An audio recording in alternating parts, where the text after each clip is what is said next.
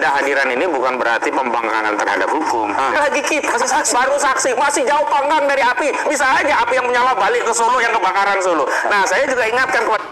Nah, di sini kurang ajarnya ini. Jadi kembali dia menyerang lagi Pak Jokowi ya, dengan menyebut yang kebakaran adalah Solo. Jelas-jelas dia yang sudah menjadi terpanggil hari ini dan sebentar lagi akan menjadi tersangka. Bukan bela Pak Jokowi ya. Ini lamanya itu karena itu tadi, karena proses dari penyidikan itu tidak berjalan dengan mulus ya. Artinya saksinya banyak. Dan ini menurut saya penyidik termasuk sabar bareng. Alhamdulillah. Kalau di zaman Anda, kalau saya nggak saya tangkap dulu. Wah, ini salah. Saya ada saksi ditangkap. Saking emosinya Pak Rianto, sahabat. Seandainya katanya masih zamannya dia punya ini sudah ditangkap semua ini.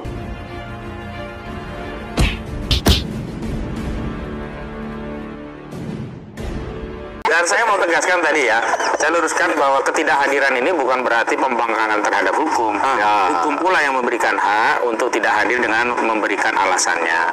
Kalau kita bicara tentang pembangkangan hukum itu bukan orang yang dipanggil menjadi saksi tidak hadir, tetapi orang yang sudah berstatus.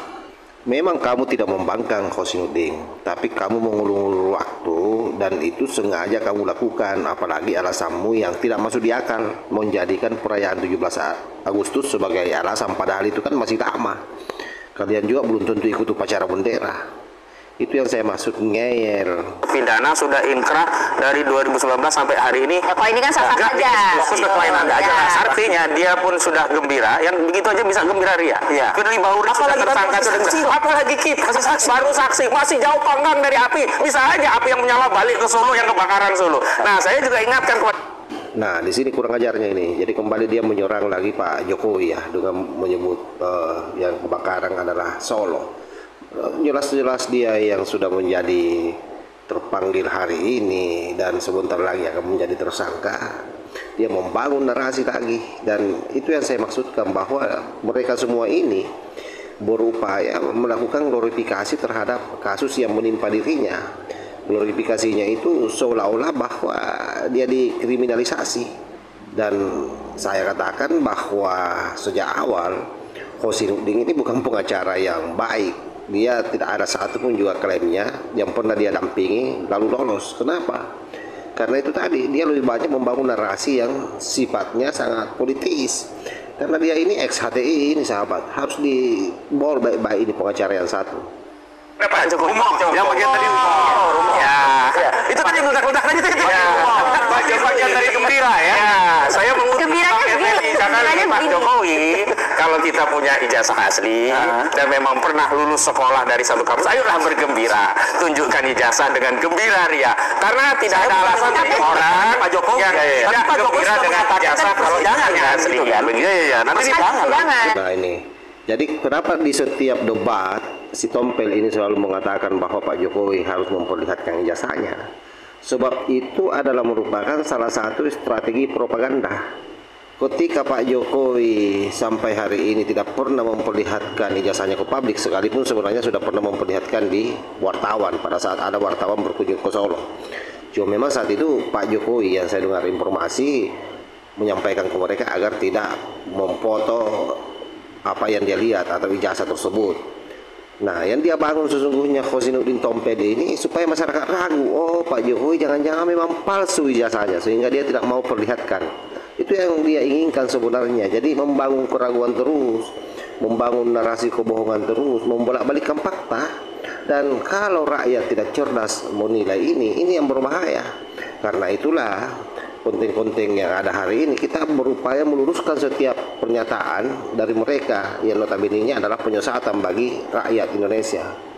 Nah, saya katakan kalau nunggu sana kan gembiranya kelamaan. Ayolah gembira hari ini. Jadi Anda sengaja menunda agar tidak ke persidangan? Oh bukan, kan ini ujungnya juga ke persidangan. Tetapi kalau saudara Joko Widodo dengan gembira menunjukkan ijazahnya, berarti apa yang mau dibuktikan di persidangan? Oh, sudah dibuktikan di luar kan selesai. Nah, di sini kan jadi kelihatan bahwa dia sudah takut.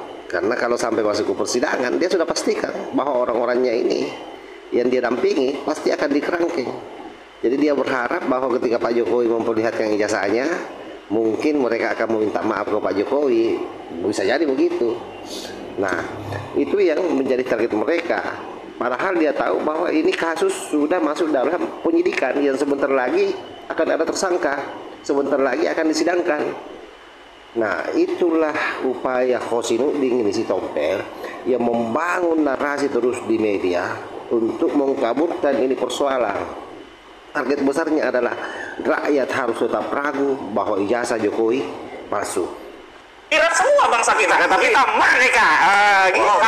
Berarti Anda menggiring kepada persidangan publik dong, bukan persidangan yang sebenar. Kalau konteks persidangan publik itu kan kalau kita melakukan agitasi, ayo jangan percaya dengan pengadilan. Lalu kita kan publik pasti akan membandingkan ya, Pak. Proses hukum. Kalau ini ada opini di luar, kan semua pihak kan hari ini sedang beropini, termasuk acara hari ini kan sedang menyampaikan pendapat opini tentang perspektif kita terhadap ketidakhadiran klien kami yang sudah kami konfirmasi memenuhi panggilan tetapi ada uzur begitu loh. Tapi tidak ada masalah, gembira saja bagi kami. Ya, gitu loh.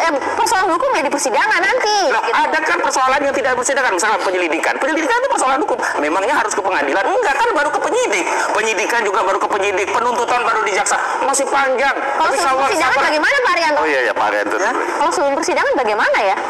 Ditunjukkan kan ada satu lagi. Nanti Bang, saat saksi kami diperiksa, maka yang kami ingin sampaikan melalui saksi adalah untuk mohon untuk ditunjukkan ijazah yang konon disita. Dengan begitu kan saksi kami baru bisa tahu, oh ternyata ada ijazah. Bisa saja Pak. Ini Pak Ari mintanya di luar Pak. Itulah ya saya sampaikan ya dari dulu awal ya. Kasus ini kenapa jadi berlarut-larut dan tidak selesai-selesai? Karena apa? Karena satu pihak itu pakai sistem model pembuktiannya sendiri. Contoh, sampaikan di depan umum. Gitu. Sementara di Indonesia itu negara hukum. Untuk pembuktian ini palsu apa tidak itu ya hanya di persidangan. Ya. Itu tadi maunya kan katanya Pak. Yang bikin lama itu siapa? Yang bikin lama itu siapa? Sekarang ini penyidik mau manggil dia nggak datang. Siapa yang bikin lama? Ya gitu kan. Makanya sekarang gini ya, saya sampaikan ya. Betulnya nih ya, dengan dipanggil tidak datang itu rugi. Karena apa? Dipanggil itu kalau datang. Nggak merasa rugi kok kita. Nggak merasa rugi sekali lagi. Nggak usah dipotong Pak. Saya nggak berdebat dengan Bapak. Ya, saya nggak merasa rugi. Ya. Saya mau konfirmasi itu kan klien kami tidak merasa rugi tidak datang. Kami gembira, bahagia. Nah, ada itu aja. Jadi yang namanya pembuktian ini Pak, untuk ini palsu apa tidak itu hanya di pengadilan karena negara kita negara hukum Pak. Prosedurnya adalah itu tadi pakai penyidikan dan kemudian barang bukti disita dilihat di sana nanti. Itu aja sebetulnya simpel aja gitu. Nah sekarang kalau panggilan ini yang terakhir ini tadi ya di dalam penyidikan hukumnya itu cuma bunyinya gini, penyidik bisa memanggil tersangka ataupun saksi ya dipanggil dengan cara yang wajar, artinya ada waktu jeda minimal 2 hari sehingga dia ada persiapan untuk datang. Dalam hal tidak datang maka dalam hal tidak datang dengan alasan yang tidak patut, penyidik bisa memanggil kembali dengan perintah membawa. Jadi nggak 3 kali, cuma 2 kali aja. Bisa. Bunyinya gitu. Bisa 17 Agustus. Kalau nggak patut. Kalau tidak, makanya itu sekarang kan kalau nggak patut. Kembali kepada patut nggak pertanyaannya? Patut tidak liar sebenarnya. Wah penyidiknya sudah komunikasi dengan kami kok. Patut tidaknya itu adalah penyidik. Sudah gembira. Makanya itu patut tidaknya penyidik. Maka tunggu aja nanti apa yang dilakukan oleh penyidik. Itulah menentukan kepatutan itu tadi. Saya nggak bisa menentukan karena saya bukan penyidik. Iya. Itu. Ininya gitu. Tapi prosedurnya sudah Anda jelaskan ya Pak. Ya itu prosedurnya kayak gitu. Tapi saya ingin ingatkan ya. Sebetulnya ya kalau dipanggil itu, kalau di pihak terpanggil itu tadi, spesialnya itu tadi bukti-bukti yang dia anggap bukti autentik yang 1000% apa 1 triliun persen itu. Masalahnya kan tidak ada buktinya itu Pak Rianto. Jadi bisanya hanya ngeles terus, tidak ada data yang mereka miliki. Tuduhan palsunya ini kan jelas tidak berdasar. Tidak ada hal yang dia bisa buktikan sehingga upaya yang dia lakukan hanya menyerang kanan kiri dan membangun narasi seolah-olah teraniaya, seolah-olah terkriminalisasi. Hanya itu yang bisa dia lakukan. Itu dibawa ke penyidik supaya itu nanti masuk ke persidangan. Oranglah di situ tuh kan? Iya, itu kan dipertimbangkan oleh hakim. Itulah yang sampai sekarang itu kok nggak pernah diabaikan. Nanti akan dibawa kok Pak. Sebenarnya kan itu sudah kami tawarkan pada proses gelar perkara khusus di Barreskrim yang posisi klien kami sebagian itu menjadi pelapor. Jadi ada kesetimbangan karena konteksnya kan 263. Kalau sekarang kan bukan 263. Sekarang kan 310 311 berkaitan fitnah yang tidak ada kaitannya dengan ijazah. Semestinya kalau kita mau fokus adu argumen, adu bukti itu di perkara yang dilaporkan di Barreskrim. Tapi kenapa di Barreskrim dihentikan? Itu oke lah, udah selesai. Yang kedua di Polda ini kan kami juga minta gelar perkara khusus seperti yang dilakukan di Barreskrim. Kenapa di Barreskrim gelar perkara khusus dilakukan, di Polda tidak? Kalau alasannya itu kan di penyidikan. Enggak, di Barreskrim itu juga baru penyelidikan. Bedanya di Barreskrim penyelidikan dihentikan, kami minta ajukan gelar perkara khusus ditindaklanjuti. Nah, di Polda penyelidikan dinaikkan ke penyidikan, kami minta proses gelar perkara khusus tidak ditindaklanjuti. Ya, karena mereka sudah memiliki. Ada komentar Pak Ari? Ya. Ya itu tadi, saya nggak, kalau sekarang ini kan dianggap diperlama, diperpanjang salahnya Pak Jokowi. Saya bukan bela Pak Jokowi ya.